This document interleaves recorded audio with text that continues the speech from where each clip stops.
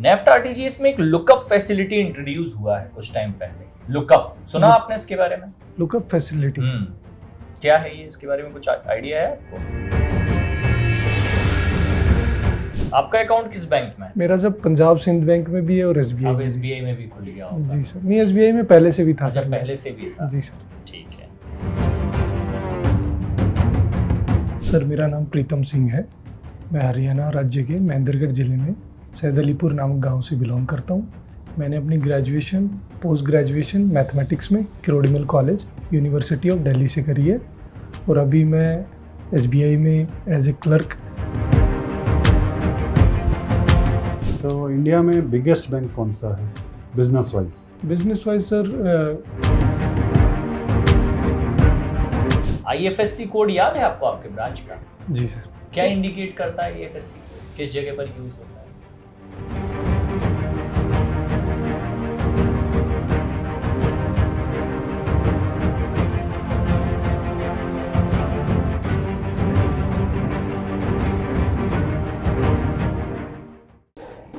Sir good afternoon ma'am. Good afternoon sir. Please. Thank you sir. You are Pritam? जी sir. Please introduce yourself. Sir मेरा नाम प्रीतम सिंह है। मैं हरियाणा राज्य के महेंद्रगढ़ जिले में सैदअलीपुर नामक गांव से बिलोंग करता हूं। मैंने अपनी ग्रेजुएशन पोस्ट ग्रेजुएशन मैथमेटिक्स में Kirorimal college university of Delhi से करी है और अभी मैं एसबीआई में एज ए क्लर्क वर्किंग हूँ और मैंने 3 महीने पंजाब एंड सिंध बैंक में एज ए क्लर्क काम किया है सर। और फैमिली के बारे में बताएं। फैमिली में सर फादर मेरे रिटायर्ड आर्मी पर्सन है और मेरे जो एल्डर ब्रदर हैं वो भी एसबीआई में है। ऑलमोस्ट 12 to 13 ईयर्स हो गए उनको। Okay. Scale 3 officer. Oh good. Yes sir. तो आप एसबीआई पीओ के लिए आपने अप्लाई किया? जी सर। इससे पहले कहीं एग्जाम सर मैंने आरआरबी पीओ का इंटरव्यू दे रखा है। दे रखा है?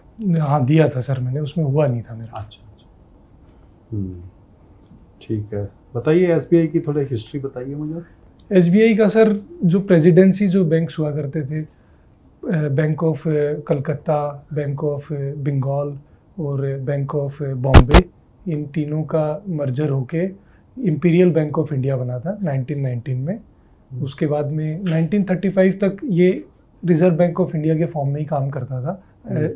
फिर 1934 में आरबीआई एक्ट के थ्रू अपना रिजर्व बैंक ऑफ इंडिया बना था। तो उसके बाद में फिर ये इंपीरियल बैंक ऑफ इंडिया बन गया था।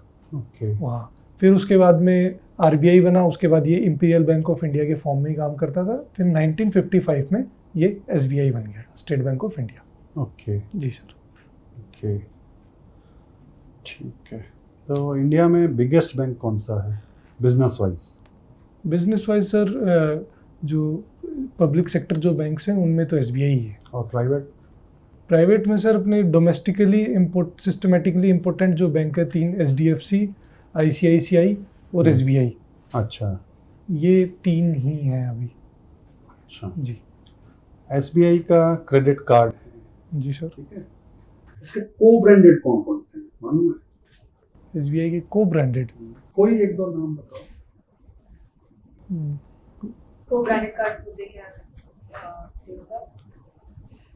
रुपे नो, टाटा कार्ड है उससे। नहीं, वो तो टेक्नोलॉजी, रुपे टेक्नोलॉजी पार्टनर हो गया। Okay sir. जैसे आपने देखा होगा ना एसबीआई का कार्ड है किसी लाइक इंडियन ऑयल से है। इंडियन ऑयल के साथ कोलैबोरेशन Okay. है, ऐसा किसके साथ कोलैबोरेशन? इंडियन ऑयल का तो है सर, मेरे पास भी है वो। इंडियन ऑयल का भी आपने? को ब्रांडेड बोलते हैं। Okay sir. उनकी भी ऊपर मशहूरी रहती है। ओके सर, ये नहीं पता था मुझे। हाँ कोई बात नहीं। योनो ऐप क्या है? योनो एक ऐप सर एसबीआई का ही है। इसको यू ओनली नीड वन इसकी फुल फॉर्म है। ये जो डिजिटल जो सर्विसेज है उसके लिए बनाया गया है। तो इसमें बैंकिंग भी आप कर सकते हो, उसके साथ साथ जैसे शॉपिंग, फ्लाइट की टिकट्स बुकिंग वगैरह, वो सारी डिजिटल बैंकिंग के लिए ये एसबीआई ने अपना ऐप निकाला था। तो आपने तो मैथ्स ऑनर्स किया हुआ? मैंने मैथ्स ऑनर सर। आपने लाइन क्यों चेंज किया? लाइन सर इनिशियली सर मेरा रिसर्च में ही जाने का प्लान था और सर मैंने नेट भी क्वालिफाई कर रखा है मैथमेटिक्स में। जी। तो सर मास्टर्स होने के बाद में फिर ऑलमोस्ट 1.5-2 साल तक तो नेट का पेपर नहीं हुआ था, कोविड आ गया था उस टाइम पे। फिर जब मेरा नेट वेट निकला तो उसके बाद में फिर पीएचडी के भी इंटरव्यूज़ दिए थे मैंने आईआईटीज़ में, लेकिन फिर एक फेज़ ऐसा आया सर, वो कुछ हो ही नहीं रहा था और एक स्टक फील हो रहा था मेरे को। फिर जॉब सिक्योरिटी और फिर क्या होगा कैसे होगा। पीएचडी भी फिर सर काफ़ी लेंदी प्रोसेस होता है, 5-6 साल फिर उसमें दे के फिर मैं काफ़ी डीमोटिवेटेड हो गया था कि कुछ कर भी पाऊँगा कि नहीं। फिर जैसे जैसे मैंने बताया ब्रदर भी एसबीआई में ही है, तो उन्होंने बोला कि मतलब मैथ्स तूने कर रखा है तो ज़्यादा समय नहीं लगेगा, तो बैठ और उसमें कर। और फिर सर अभी आप फिर बैंक में तो वैसे ही प्रमोशन होती रहती है ना, जी सर, आप ऑफिसर बन सकते हैं, क्या होता है इतनी मेहनत करने अलग से एसबीआई पीओ के लिए सर उसके लिए वही है कि बेटर ग्रोथ अपॉर्चुनिटीज़, या फिर उस तरीके से बोलूँ तो मैं कि जैसे इसमें 4 साल लगेंगे मेरे को, 3 साल के बाद तो एलिजिबल ही होते हो आप, तो ऑलमोस्ट बनते बनते 4 साल ही लग जाते हैं। हाँ, वो भी श्योर नहीं है सर। तो फिर उसमें जैसे अभी से अगर स्टार्ट होता है तो फिर ज़्यादा बेटर रहता है। आप आगे जब रिटायरमेंट तक आप कहाँ तक आप पहुँच सकते हो, बेटर अपॉर्चुनिटी। एक चीज़ और बताएं जी सर, जो एसबीआई के डायरेक्ट ऑफिसर्स हैं जी और जो प्रोमोटी ऑफिसर, क्या उनकी स्ट्रीम अलग चलती है? डायरेक्टर्स जो हैं डायरेक्ट ऑफिसर ओके, नहीं सर उनकी अलग नहीं चलती है, प्रोमोटीज की और डायरेक्ट ऑफिसर्स की। मैंने सुना है सर कि उनकी अलग से कुछ नहीं सर, जहाँ तक मुझे लगता है ऐसा नहीं है। पक्का? जी सर। ओके, ठीक है। जी सर। कितनी देर होगी एसबीआई में आपको काम करते हो? एसबीआई में सर मेरे को 1.5 मंथ्स हुआ है और 3 ईयर। तो आपका एक्सपोजर अभी सिर्फ सेविंग्स, करंट अकाउंट, ये चीज़ों में? मैंने पंजाब सिंध बैंक में सर अकाउंट ओपनिंग का देखता था मैं, और जो ये सुरक्षा बीमा योजना और जीवन ज्योति बीमा योजना ये सब देखता था मैं, और केवाईसी के रिगार्डिंग केवाईसी वगैरह अकाउंट ओपनिंग का ही मेजर देखता था मैं। हाँ, तो और इसमें एसबीआई में अभी जो मेरे को ब्रांच मिली हुई है सर, उसमें स्टाफ काफ़ी है, तो मेरे को फ्रंट डेस्क पे नहीं बिठाया जाता अभी, तो वही बैक एंड पे ही जो इंटरनल जो काम है, या फिर जैसे केवाईसी के रिगार्डिंग ही अपडेट कर दिए, फॉर्म्स वगैरह जो होते हैं फॉरवर्डिंग उनको अपलोड कर दिए, स्कैन कर दिए, तो वो इंटरनल ही बैक एंड पे मैं करता रहता हूँ आजकल। और केवाईसी के लिए कॉलिंग वगैरह जो है। मेनली पब्लिक डीलिंग की तरफ एक्सपोजर है, बाकी जो मेन बैंकिंग के रोल्स हैं उनके अंदर अभी आप? उनके अंदर अभी नहीं है सर। जी। जो प्रधानमंत्री जन धन योजना में अकाउंट जी और इनके अंदर हमें इंश्योरेंस भी देते हैं ना, कुछ पैसे काट के इनके अंदर सर वो इंश्योर करते हैं लोगों को, 12 रुपये जो लेके करते हैं। सर अभी रिकॉल नहीं कर पा रहा हूँ सही से। जी, कौन सी स्कीम है वो? सुरक्षा बीमा योजना ही पूछ रहे हैं सर आपसे। उसके लिए तो सर 20 रुपीज़ का प्रीमियम होता है, वो तो अलग से करवाना होता है। 12 से 20 हो गया। 20 हो गया सर। एक 30 रुपए वाला था। 30 वाला तो एक तो सर ये है 20 रुपीज़ का, एक जीवन ज्योति बीमा योजना है, उसमें 436 का प्रीमियम है। इन दोनों में ही 2 लाख का मतलब इंश्योरेंस जो है वो कवर्ड है। एक में एक्सीडेंट का, हाँ, एक में एक्सीडेंट का है, एक में लाइफ का है। आपके ब्रदर सीनियर मैनेजर है वो? जी सर, सीनियर मैनेजर। उन्होंने ही आपको मोटिवेट किया कि बैंकिंग के अंदर आप? नहीं, शुरू में तो सर वो नहीं कर रहे थे, उनका ये था कि आप ट्राई करो कुछ और, जैसे रिसर्च वगैरह में हो। फिर मैंने ही खुद ही जब ये बोला कि कुछ होता हुआ मुझे नहीं लग रहा है, तो उन्होंने ही कहा कि चलो ठीक है, फिर अब ये ट्राई कर लो फिर आप। तो बैंकिंग में आपने जब आने से पहले कुछ एडवांसेस वगैरह में और इकोनॉमिक्स वगैरह की भी स्टडी की नहीं की? उसमें स्टडी तो सर जब मैं आपसे कुछ पूछूं फिस्कल पॉलिसी के बारे में तो बता सकोगे? नहीं सर, उसके बारे में इतना नहीं पता सर मुझे। मॉनेटरी पॉलिसी के बारे में? मॉनेटरी पॉलिसी का सर बाई मंथली जो मॉनेटरी पॉलिसी होती है उसमें 2 महीने में एक बार, इसमें टोटल सर 6 मेंबर्स होते हैं, 3 रिजर्व बैंक ऑफ इंडिया से होते हैं और 3 गवर्नमेंट ऑफ इंडिया के ऑफिसर्स होते हैं। उनका वो 2 महीने में एक बार बैठ के वो वहाँ कौन है अभी आरबीआई के गवर्नर? आरबीआई के गवर्नर हैं सर संजय मल्होत्रा। सॉरी एकदम से रिकॉल नहीं कर पाया। सीजीटीएमएससी स्कीम के बारे में पता है कुछ, क्या होती है सीजीटीएमएससी स्कीम? सीजीटीएमएस की नो सर। सो मैं आपकी एरिया से आपसे कुछ क्वेश्चंस पूछूंगी। अगर मैं बात करूं, आपने अकाउंट ओपनिंग पे जी मैम। काम किया, तो ऑफिशियली वैलिड डॉक्यूमेंट्स हमारे क्या क्या होते हैं? ऑफिशियली वैलिड डॉक्यूमेंट्स में ma'am Aadhaar card, PAN card और driving licence, voter ID card और जो मनरेगा का जो कार्ड होता है वो, और नेशनल पॉपुलेशन जो रजिस्टर होता है उसमें। डीडी क्या हम किसी ऐसे कस्टमर का बना सकते हैं जो हमारी ब्रांच से नहीं है, या सिर्फ जो हमारे ब्रांच के कस्टमर्स हैं उन्हीं का ही हम डीडी बना सकते हैं? कोई कस्टमर वॉक इन आता है, बोलता है मेरा आपके पास अकाउंट है, मेरा डीडी बना दीजिए, सो आप बना देंगे? नो मैम, उसका अकाउंट तो होना चाहिए। Are you sure for that? Yes ma'am. जब आप स्टूडेंट होते हैं बनवाने जाते हैं तो आपका अकाउंट तो नहीं होता है इसमें, तब भी आपको डीडी बना के दे दिया जाता है। डीडी बना सकते हैं हम। उसके लिए अगर आपके पास क्या एक अमाउंट होता है जो अगर आप कैश से नहीं बनवा सकते, कितने अमाउंट का जो है आपको बैंक अकाउंट के थ्रू डीडी बनवाना होता है, क्या लिमिट होती है उसकी? मैम इसका तो नहीं आइडिया। No ma'am. 50,000। 50,000। ठीक है। सीटीएस वगैरह में काम किया आपने?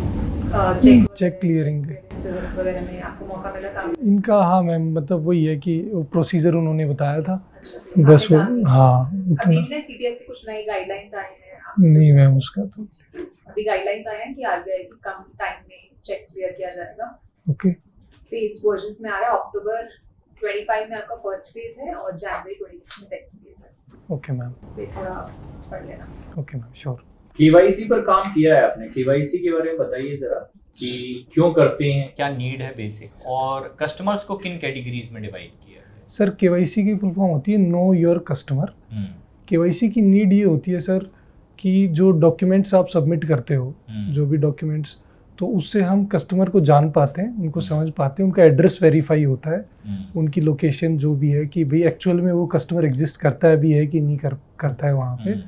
और इसमें कस्टमर्स को सर 3 कैटेगरीज में डिवाइड किया जाता है। एक लो रिस्क होता है, एक मीडियम रिस्क और एक हाई रिस्क। इसमें लो रिस्क के लिए जो केवाईसी जो ड्यू होती है वो आपको 3 इयर्स के अंदर करानी होती है, और मीडियम रिस्क की 8 इयर्स की होती है। हाई रिस्क, नहीं सर मैंने उल्टा बोल दिया शायद, लो रिस्क की 10 इयर्स होती है, मीडियम की 8 इयर्स और हाई रिस्क की 3 इयर्स। जी सर। ठीक। आपका अकाउंट किस बैंक में है? मेरा जब पंजाब सिंध बैंक में भी है और अब एसबीआई एसबीआई में भी खुल गया होगा। जी सर। नहीं, एसबीआई में पहले से भी था अच्छा, सर। पहले से भी था। जी सर। ठीक है। आईएफएससी कोड याद है आपको आपके ब्रांच का? जी सर। क्या इंडिकेट करता है आईएफएससी कोड, किस जगह पर यूज होता है? ये सर किस जगह पे यूज़ होता है? ये सर जब हम पैसे ट्रांसफ़र करते हैं तो उसमें यूज़ होता है। अच्छा, नेफ्ट और आरटीजीएस में या सारी जगह पर यूज? नहीं, नेफ्ट और आरटीजीएस में। नेफ्ट और आरटीजीएस में। नेफ्ट आरटीजीएस में एक लुकअप फैसिलिटी इंट्रोड्यूस हुआ है कुछ टाइम पहले। लुकअप सुना आपने इसके बारे में? लुकअप फैसिलिटी क्या है ये, इसके बारे में कुछ आइडिया है आपको? लुकअप फैसिलिटी का तो नहीं सर। ठीक, कोई बात नहीं। ठीक है, चलिए done. Okay sir, thank you. पहले लुकअप फैसिलिटी थोड़ा सा बता देता हूँ जी आपको। सर। जैसे हम लोग यूपीआई से फंड ट्रांसफर करते हैं ना, जी सर। तो अगर आप मुझे कर रहे हैं तो मेरा नाम लिखा हुआ आएगा वहां पर, आप वेरीफाई कर लोगे कि आप आदित्य दुबे को फंड ट्रांसफर कर रहे हो, करेक्ट है? सर ये इसी को लुकअप फैसिलिटी मैं बोलते हैं। बोलने ही वाला था ये। हाँ, तो ये अभी तक नेफ्ट और आरटीजीएस में नहीं होता था हाँ। कस्टमर साइड पे। नहीं, पंजाब सिंध बैंक में सर मैं करता था। हाँ। तो वो जो लास्ट में जाके उसका वो आता था नाम, तो वो वेरीफाई हो जाता था। हाँ। मेरे को ये नहीं पता था इसको लुकअप हाँ, फैसिलिटी बोलते इसको लुकअप फैसिलिटी इंट्रोड्यूस हो गया, अब आ गया है, इम्प्लीमेंट भी हो चुका है। हैं। बस ब्रांच में ये बोलते थे कि अभी अभी आया है। हाँ, अभी अभी आया, इसी को लुकअप ओके फैसिलिटी सर, बोलते हैं। इससे पैसा सेफ रहता है ना जब आप ट्रांसफर कर रहे हैं। कंफर्मेशन मिल जाता है ना कि किस कस्टमर का Sure. पैसा है, श्योरिटी आ जाती जी है, सर। वही है लुकअप जी सर। फैसिलिटी। ठीक है, कॉन्फिडेंस तो अच्छा है आपका, जी सर। प्रेजेंटेशन ठीक है, थोड़ा सा नॉलेज वाले पार्ट पे लैग कर रहे हो, या तो अभी पढ़ाई कम हो रही है ज्वाइनिंग के बाद से, हाँ सर, वो कम नहीं हो रही। तो पढ़ाई पर वापस से थोड़ा सा जी जाइए। सर। एटलीस्ट जहां पर आपका प्रोफाइल है, जिस जगह पर आप काम करने वाले जी हो, सर। उन पूरे सेक्शंस को स्ट्रॉन्ग बनाकर ओके रखिए। सर। बैंकिंग में ये जरूरी है। Okay sir. बहुत यूजुअली हो जाता है कि जब बच्चे ज्वाइन करते हैं ना, तो प्रैक्टिकल बैंकिंग में ज्यादा इन्वॉल्व हो जाते हैं, थियोरेटिकल धीरे धीरे भूलने लगते हैं, तो उस पर भी ग्रिप बना जी कर सर। रखिए। ठीक, एक चीज और, जी सर। जैसे आप महेंद्रगढ़ डिस्ट्रिक्ट से हैं तो उसके बारे में पता होना चाहिए। Okay sir. हरियाणा से हैं, हरियाणा जी में सर। कितने डिस्ट्रिक्ट हैं, जी कोई सर। भी क्वेश्चन ओके पूछ सर। सकता है। बैकग्राउंड। जी सर। ठीक है नहीं, वो पता होना चाहिए। थोड़ा हॉबीज के बारे में। Okay sir. अब लाइक आपने बोल दिया क्रिकेट, और क्रिकेट की अच्छी नॉलेज भी होनी चाहिए। क्या है वैसे आपकी हॉबी? मेरी यही है सर, क्रिकेट मतलब देखना मेरे को पसंद है। तो उसमें अभी जैसे पीछे 4 टेस्ट मैच हुए जी सर, क्या क्या रिकॉर्ड बने? जी सर। Okay okay. अगर जो आप सामने क्वेश्चन पूछ रहा है अगर वो भी जानता है क्रिकेट के बारे में तो फिर आपको अच्छे तरीके से वो पूछेगा। जी ठीक है नहीं जी सर। तो ये चीजें भी पता होनी चाहिए। Okay sir. बाकी ऐसे सर ने कहा कि नॉलेज थोड़ा हल्का सा अपडेट कर लेना, बाकी अच्छा कर रहा है। जी सर। और एक चीज और जनरल अवेयरनेस। जी सर। जैसे कि आज मोदी जी कहाँ हैं, ऐसी चीजें पूछ ली जाती है। चाइना में गए हुए ना, चाइना में लाइक इस तरीके से चीजें पूछ ली जाती है। जी सर। जी मैम। तुम्हारा एक बहुत बड़ा प्लस है जी सर कि तुम आंसर देने से पहले बहुत कूलली सोचते हो जी सर। और बड़ा धीरे धीरे आराम से उसको देते हो। जी you sir. Are never in a hurry to answer a question. बहुत अच्छी that is a very good quality when you are giving an interview, but you certainly lacked in the knowledge, maybe because you are not preparing right now for any exam. Correct.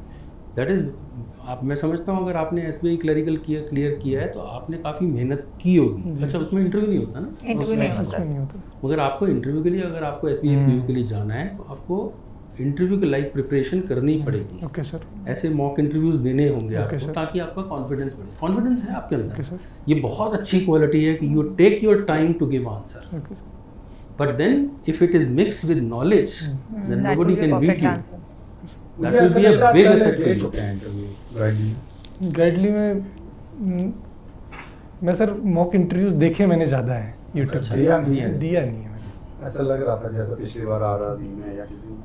अरे अभी मैं online दिया था sir, अच्छा ऐसे offline आके first time है मेरा, ऑनलाइन Good. दिया था। ओके ठीक है, आपका जो एरिया है बस उस पे ही थोड़ा सा, क्योंकि आप ऑलरेडी वर्किंग हो तो उसी पे ही पूछा जाएगा आपसे जी ज़्यादा मैम, ना जी क्वेश्चंस, मैम। तो उस एरिया पे थोड़ा सा थ्योरेटिकली और रीड कर लो, प्रैक्टिकली तो आप कर ही रहे हो।